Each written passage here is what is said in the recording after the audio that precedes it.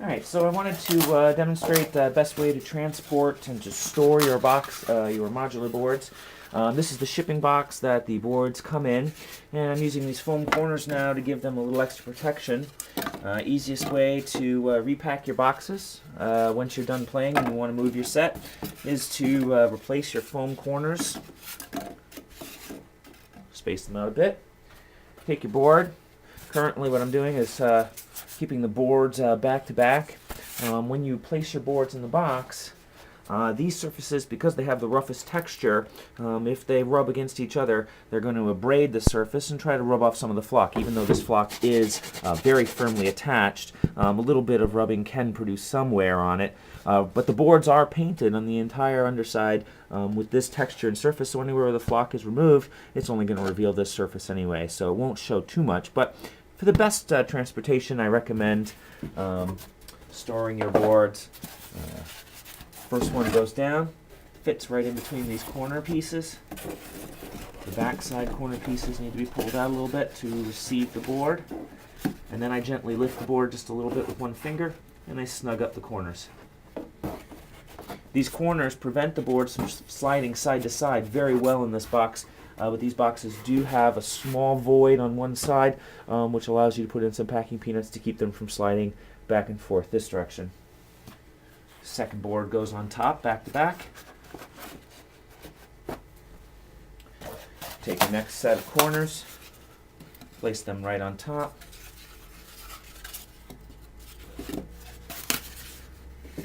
And now the corners actually have two directions you could place them in.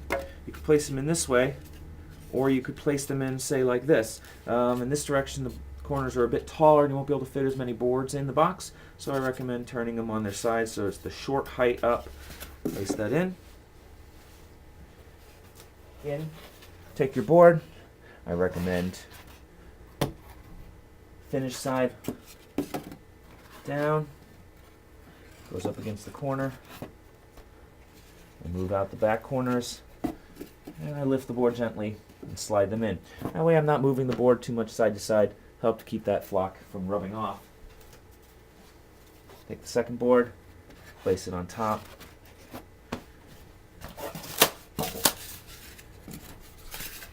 And in the final row, I find with these corners that the corners actually limit the amount of boards I can fit into the box by one. Normally these boxes would hold 7 boards. And so these boxes will now hold 6, so it will require a little extra shipping box-wise, but I think the added protection is well worth it. Board goes in the bottom.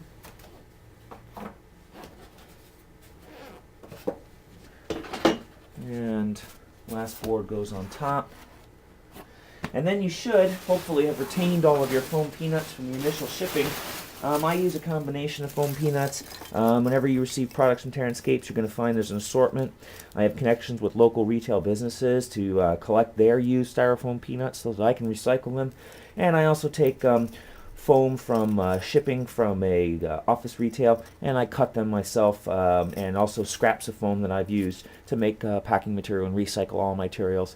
At this point, I am recycling 100% of my packing material in regards to foam peanuts and styrofoam, so that makes me feel a little bit better since these are non-biodegradable.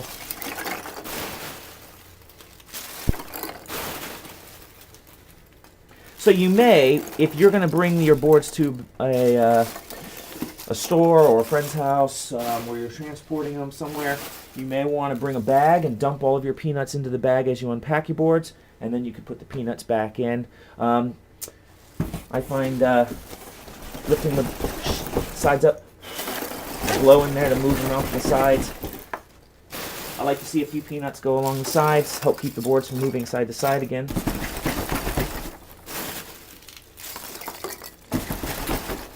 And that's pretty much ready to ship. I'll pack a few more in the sides prior to putting them in the mail, as well as having a few along the top to keep the boards from bouncing.